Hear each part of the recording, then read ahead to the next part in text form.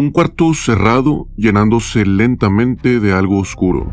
Un castillo de arena terminado justo antes de que regrese la marea. Un pingüino que se separa de la colonia y camina hacia el interior blanco de la Antártida. ¿Qué tienen en común? Aparentemente nada, pero el archivo los une por una razón. Casi siempre creemos que el miedo está en hundirse, en desaparecer, en que algo se termine.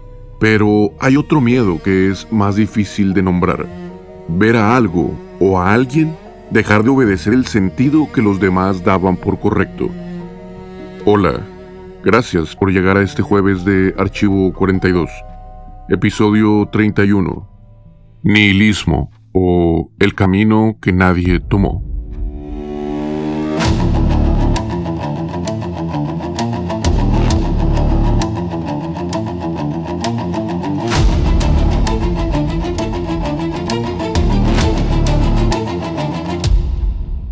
La primera vez que vi esa imagen no pensé en filosofía, ni en el universo, ni en la muerte, ni en ninguna de esas palabras que uno usa después para fingir que ella entendió lo que sintió. Pensé algo mucho más simple. Qué extraño se siente ver a un ser vivo tomar una decisión e irse por donde no debería. En un documental de Werner Herzog, un pingüino se separa de la colonia y empieza a caminar hacia el interior blanco de la Antártida.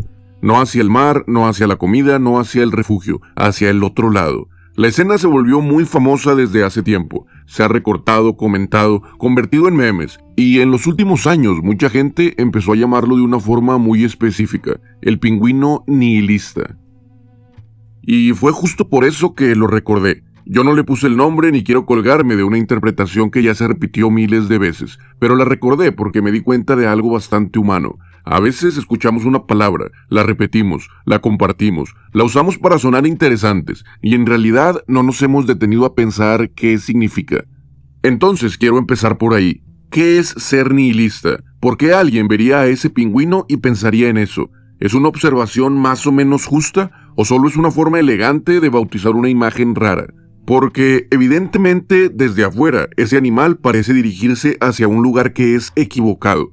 Nosotros vemos la escena y pensamos lo mismo que pensamos muchas veces cuando una persona se sale del camino habitual. Ahí no va a haber nada bueno para ti, por ahí no era, te vas a perder, no lo vas a lograr. Y sin embargo, esa imagen se queda.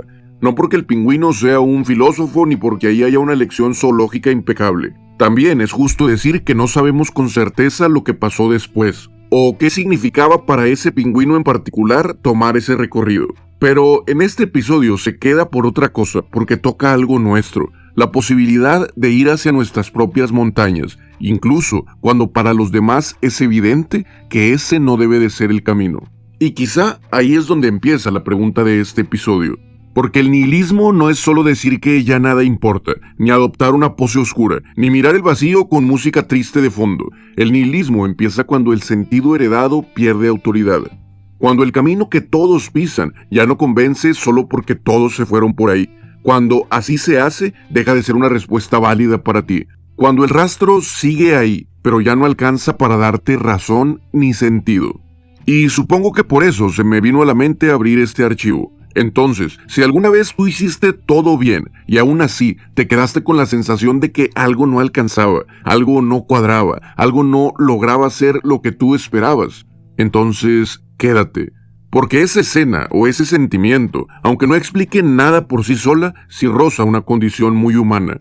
La sospecha de que una parte enorme de nuestra vida puede haberse ido en obedecer trayectorias que nunca elegimos del todo. Para esto hoy quiero abrir tres cosas. Quiero abrir el momento en que se rompe el libreto y entiendes que el mundo no traía una ruta escrita para ti. Quiero abrir un alivio incómodo que aparece después. Cuando descubres que si no había un destino preestablecido, entonces tampoco le debes tu vida a cumplir con una expectativa heredada, a una versión grandiosa de ti mismo, ni a un papel que otros te entregaron antes de que pudieras discutirlo o elegirlo. Y quiero abrir una tercera cosa, que para mí es la más compleja. La finitud de la vida, la finitud de nuestra existencia.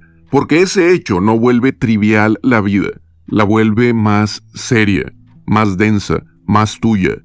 Porque si todo esto que estamos haciendo hoy no dura para siempre, entonces cada cosa que eliges, cada cosa que sostienes, cada cosa que dejas ir, pesa mucho más. Y ese va a ser el primer pago de este episodio. A veces, el vacío no es lo que más nos lastima. A veces, lo que más nos lastima es descubrir cuánto tiempo llevábamos viviendo para quedar bien con un guión que nunca pedimos. Por miedo a fallarle a alguien, por miedo a decepcionar, por miedo a salirnos del rastro y que alguien nos mire como si estuviéramos rotos por dentro. Quizá lo inquietante no es que el mundo y la vida no vengan con instrucciones. Quizá lo inquietante es descubrir que si esas instrucciones no valían nada, no eran importantes y no tendrías por qué haberlas seguido, ya no habría a quien culpar por el camino que has decidido seguir. Nunca he sabido cómo vivir sin un libreto. Lo bueno es que en el archivo siempre estuvo. Desde una voz sin rostro, para una mente sin tiempo. Esto es Archivo 42.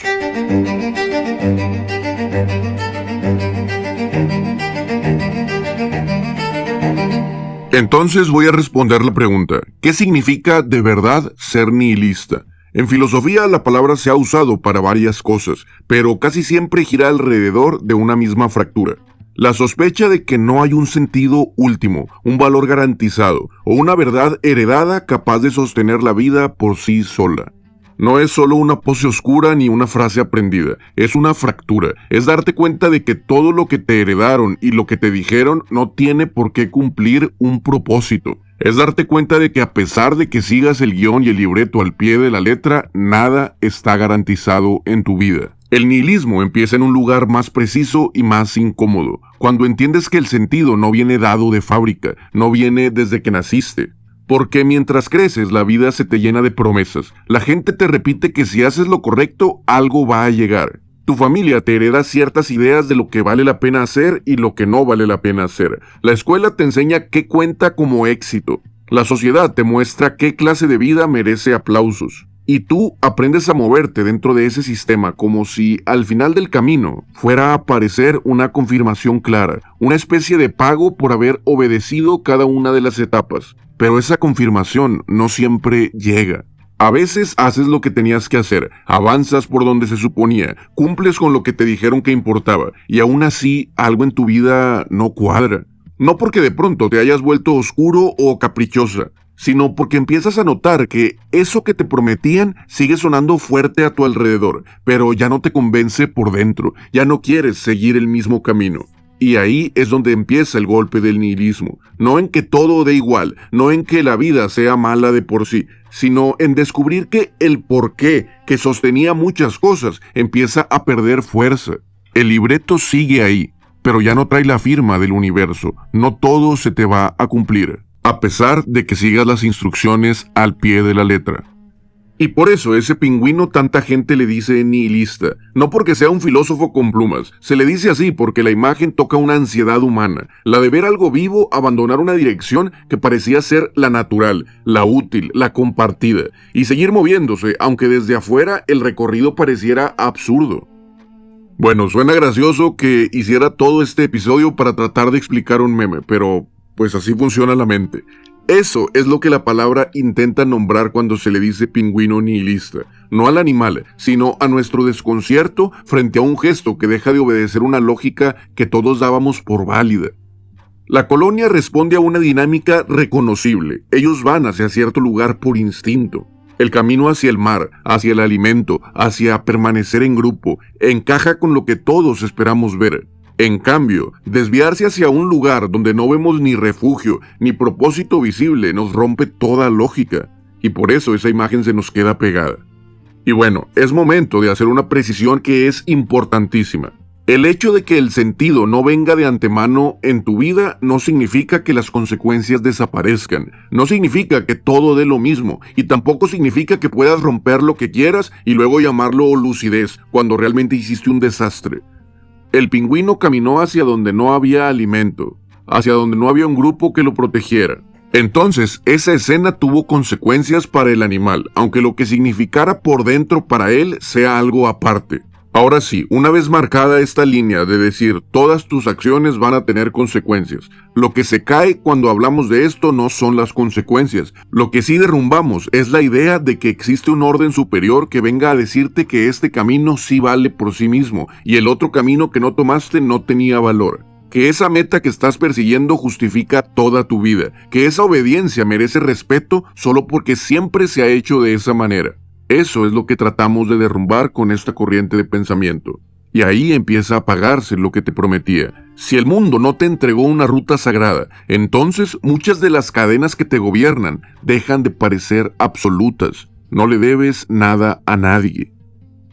Esas cadenas siguen pesando, claro está, siguen teniendo efectos reales, pero ya no pesan como una ley o como una condena eterna. Pesan como construcciones humanas que aprendieron a obedecer casi sin ser revisadas. Y esa es una diferencia importante, porque una cosa es vivir aplastado por algo que crees absoluto, y otra muy distinta es descubrir que muchas de tus obediencias, de las cosas que considerabas que era obligatorio realizar, estaban montadas sobre un camino que era prestado, sobre unas instrucciones que no te prometían llegar a un lugar en específico. Por eso el nihilismo no solo es oscuridad con tristeza, también es corrosión. El nihilismo te desordena, te desgasta y le arranca la solemnidad a lo que parecía intocable y casi sagrado. A veces destruye, a veces libera, pero casi siempre primero te da un vértigo de darte cuenta de que la promesa que perseguías puede no existir. Porque cuando el viejo sentido heredado pierde autoridad, no aparece de inmediato una verdad nueva que lo sustituya, aparece un hueco, un vacío, y ahí es donde entra alguien que vio ese incendio con una claridad impresionante: Nietzsche.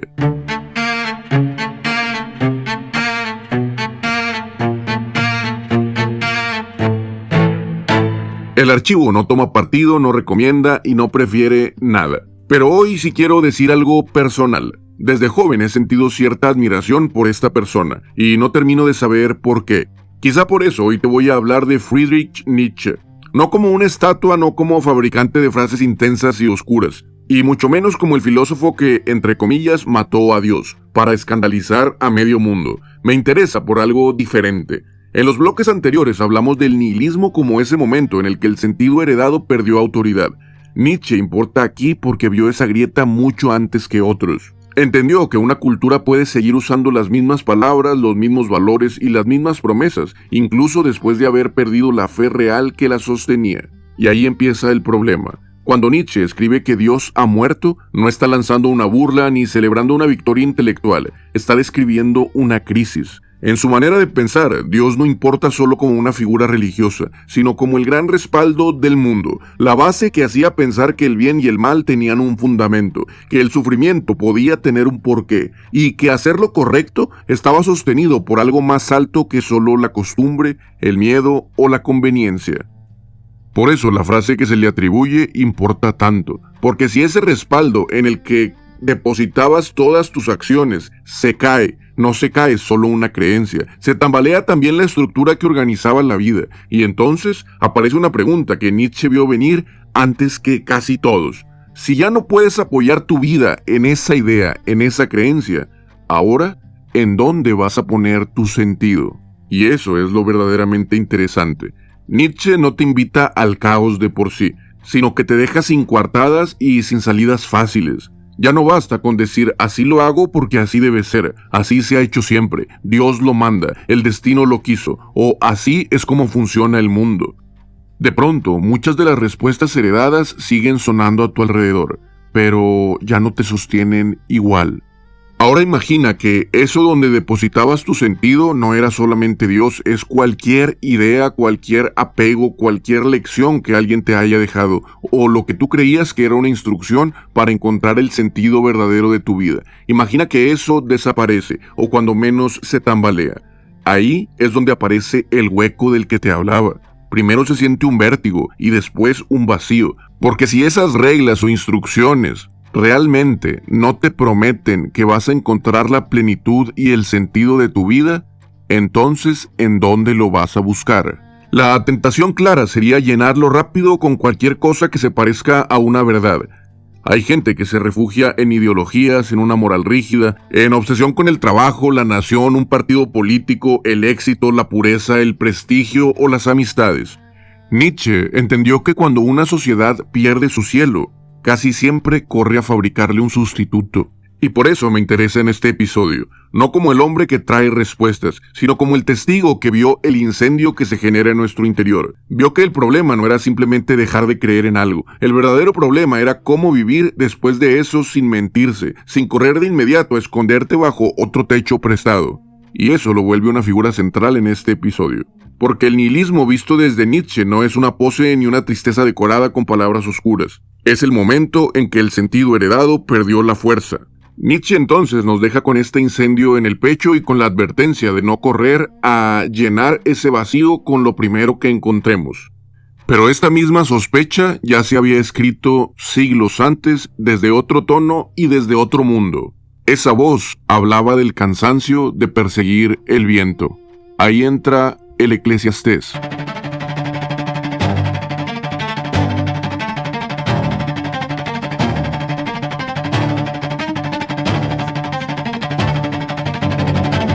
En este momento el archivo va a dar un giro que me gusta. Venimos de Nietzsche, de esa zona áspera donde el viejo fundamento empieza a romperse y donde incluso libros como El Anticristo funcionan más como martillo que como un consuelo. Y justo cuando uno esperaría que todo siga subiendo por esa misma línea, el archivo abre una puerta diferente, un texto bíblico, Eclesiastés. Eso ya es interesante de por sí, porque el cansancio de perseguir algo que no termina de llenar no nació con la filosofía moderna.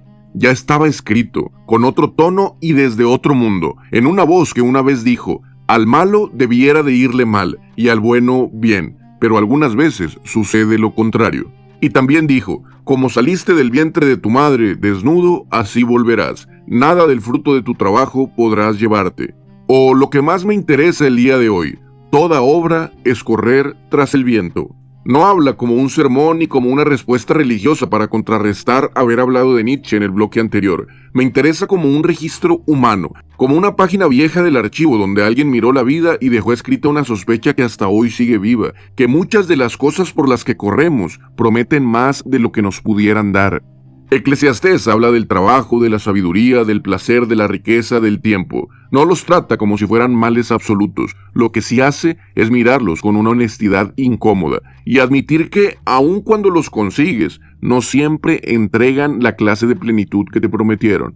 Puedes trabajar años por algo, entender más, prepararte más, ganar más, construir más, y aún así sentir que una parte de ti sigue con las manos vacías. Y esto, aunque haya sido escrito hace más de 2000 años, nos toca demasiado cerca, porque nosotros vivimos rodeados de esas promesas, que si logras cierta estabilidad por fin vas a descansar, que si juntas suficiente dinero, suficiente prestigio o suficiente claridad, por fin algo dentro de ti va a cerrarse.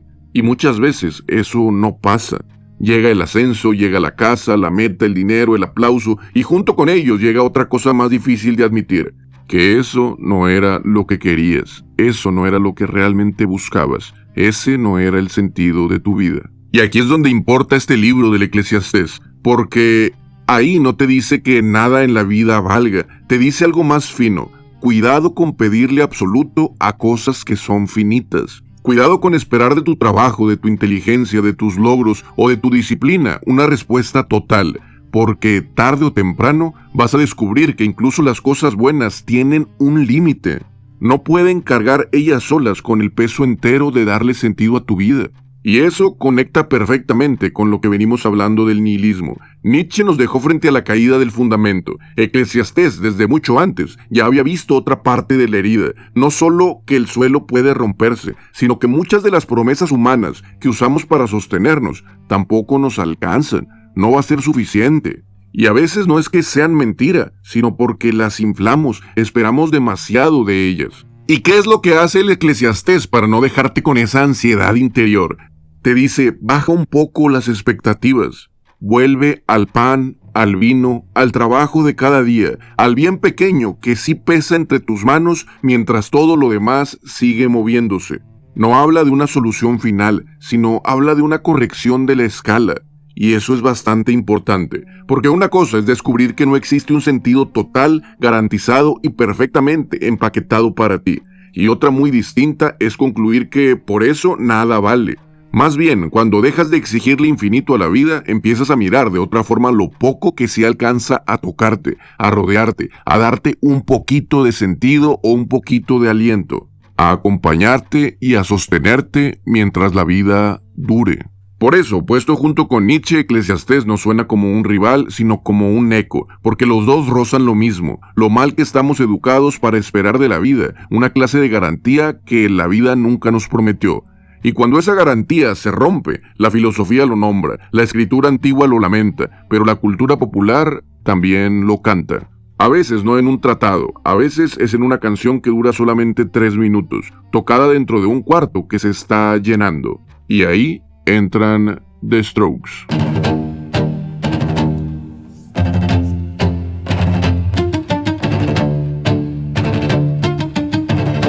You only live once. Dicho mal, suena a una consigna de adolescente, a haz lo que quieras, rompe todo, ya luego averiguamos, YOLO.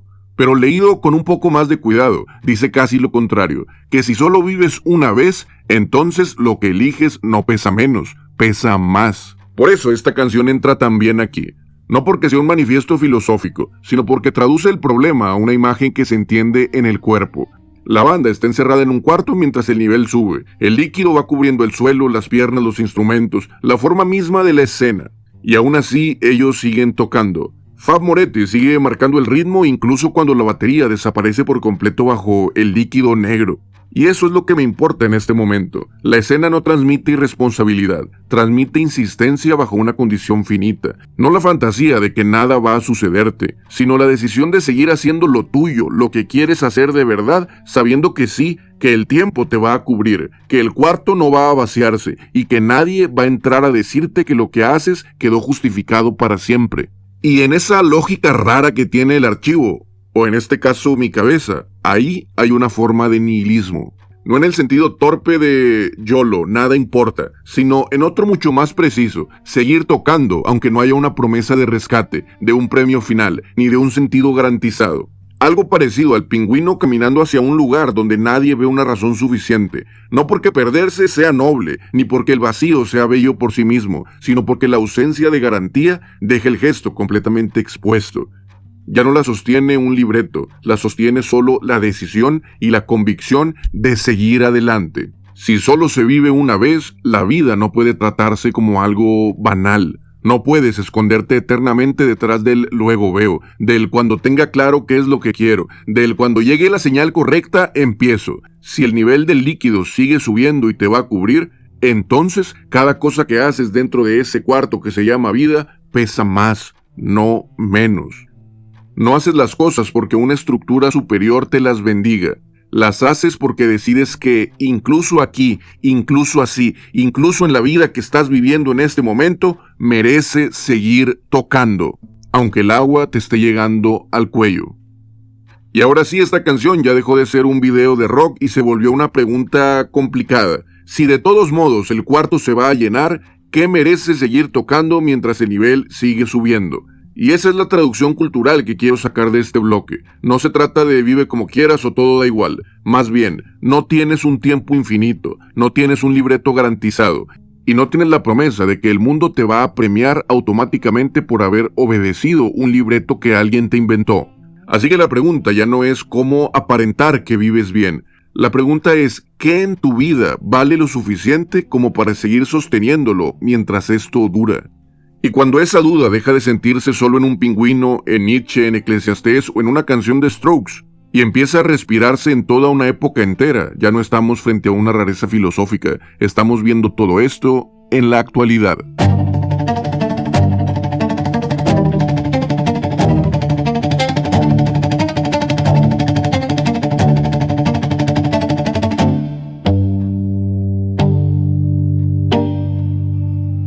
Es momento de bajar todo este episodio al día de hoy, porque este tema no vive solo en cosas antiguas como las que te he hablado, vive en una época que sigue vendiendo el guión del éxito con la misma seguridad de siempre, aunque cada vez más gente lo mire con menos fe. No como teoría, como un cansancio, se nota en escenas pequeñas, en la gente que se quema antes de tiempo y un día dice, ya no quiero escalar, ahora quiero empezar a vivir. en quien por fin logra lo que perseguía y descubre que el premio venía con presión, comparación y una nueva lista de cosas por hacer para llegar al siguiente nivel. En quien se desconecta del trabajo y se siente culpable, no porque esté haciendo algo malo, sino porque el libreto le enseñó que descansar es fallar. En quien abre redes, ve vidas pulidas y aunque sabe que hay edición, igual se queda con una sensación de insuficiencia pegada al corazón. Y se nota en una frase que empieza a aparecer con más frecuencia de lo que debería, sobre todo en generaciones jóvenes. En Reino Unido, un reporte del organismo BSI recogió algo que suena a alarma.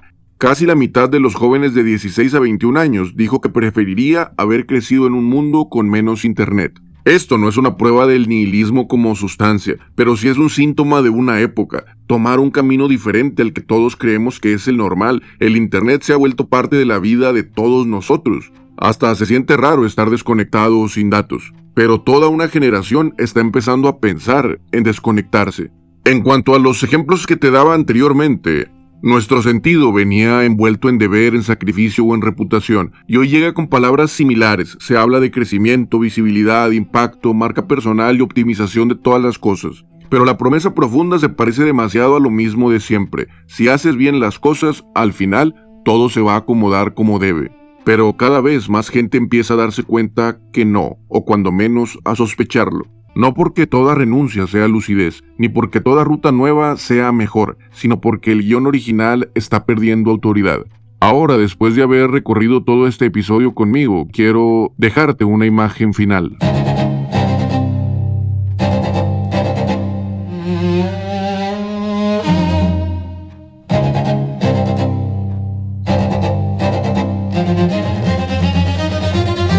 Un niño construye un castillo de arena frente al mar. No lo hace rápido, no lo hace jugando por inercia. Lo hace cuidadosamente. Levanta torres, marca entradas, acomoda murallas, corrige bordes con la yema de los dedos. Los adultos lo miran, y uno de ellos le dice lo evidente. La marea va a subir.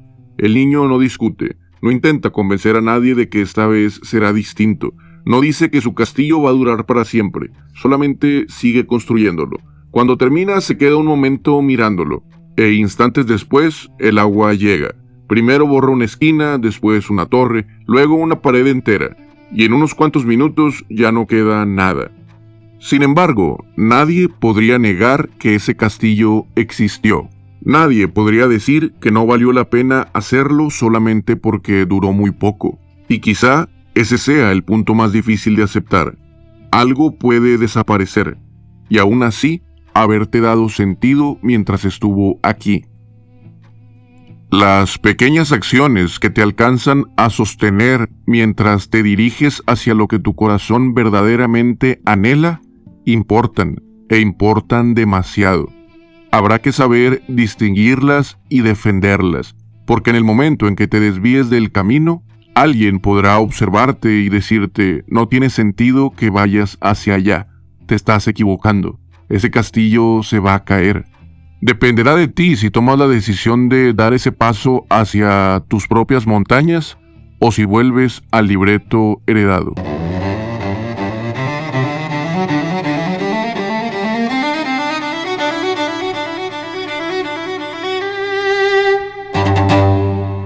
Volvamos al principio, acompáñame a recapitular un poco este episodio. Al pingüino que se separó de la colonia, al cuarto que se fue llenando de agua mientras alguien seguía tocando la batería, al texto antiguo que nos decía que las cosas que nos preocupan o que creemos que nos van a dar sentido son solamente viento y nosotros estamos corriendo tras de ellas, al castillo de arena que no dura mucho pero sí existió y nos sostuvo por un momento, a la pregunta que estuvo respirando debajo de todo esto desde el inicio: ¿qué haces con tu vida cuando entiendes que no venía con un libreto garantizado? Porque eso es lo que este archivo ha estado rodeando todo el tiempo. No que nada valga, no que todo dé igual, no que la única salida sea volverte frío, cínico o irresponsable. Rodeaba otra cosa. Nos dice que el sentido no venía de fábrica, que muchas de las cargas que llevas son expectativas prestadas, y que aún así lo que haces sigue teniendo peso y consecuencias. Ese es el punto que me intenta rescatar de este malentendido. La ausencia de una garantía no vuelve la vida trivial, la vuelve más expuesta, tuya e imposible de delegar o de procrastinar. En este momento no vengo a prometerte que vaya a llegar una confirmación limpia, no quiero inventarte un falso ídolo. Tal vez el cuarto se siga llenando hasta que eventualmente no podamos seguir ahí. Tal vez la marea borre nuestros castillos. Tal vez el camino que tomes no venga bendecido por ninguna autoridad superior. Pero eso no borra el valor de lo que tú estás haciendo en este instante.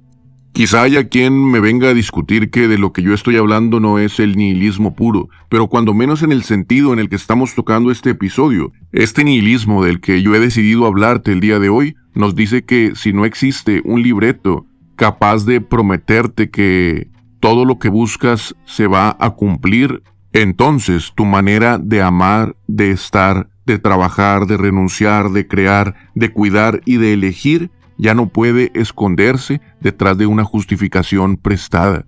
Y entiendo que eso pesa en nuestra alma, pero también nos libera de la culpa de abandonar el camino que nos fue impuesto. Porque si ese guión no era sagrado, tampoco estás obligado a seguir honrándolo, solo porque te lo entregaron antes de que pudieras discutirlo. No le debes grandeza a un libreto ajeno. No le debes tu vida entera a una promesa que nunca va a terminar de pagarte lo que te prometía. Si estás ahí o si este archivo te rozó de esa manera, no te voy a vender una frase limpia ni una sanación instantánea. Solo te voy a decir esto, que el hecho de no tener una garantía total no vuelve falsos el pan, la conversación, el trabajo honesto, el cuerpo que resiste, las manos que acompañan, ni la pequeña decisión de no seguir obedeciendo algo que empezó a romperte por dentro. A veces el sentido no aparece como una revelación. A veces aparece como una forma verdadera de sostener lo poco que sí está a tu alcance, lo poco que está en tus manos. Y si llegaste hasta aquí, pues muchas gracias, porque escuchar un episodio así no te da prestigio ni resuelve nada de inmediato, pero quizá en algún momento haga algo mejor, que te deje un rato a solas con preguntas que casi siempre tapamos con ruido. Por si acaso te dejo una. ¿Qué parte de tu vida seguirías eligiendo si dejaras de hacerla para quedar bien con un guión que nunca pediste? ¿Y qué parte sería la que cambiarías ahora que te diste cuenta que ese guión era prestado? Si algo de este archivo llegó hasta ti, por favor, compártelo. No para ganar una discusión sobre nihilismo. No recomiendo este episodio como Filosofía 101. Pero quizá alguien más está empezando a sospechar que lleva demasiado tiempo obedeciendo una promesa en la que ya no cree. Y si quieres dejarme algo en comentarios, dime cuál fue el guión que sentiste impuesto y cuándo empezaste a desconfiar de él. Archivo 42, donde no todo viene escrito, pero todo lo que eliges deja una marca. No lo dije todo. No me creas nada. No sé si este archivo era para abrirse el día de hoy, pero guárdalo cerca, por si mañana lo necesitas. Nos escuchamos en el próximo archivo.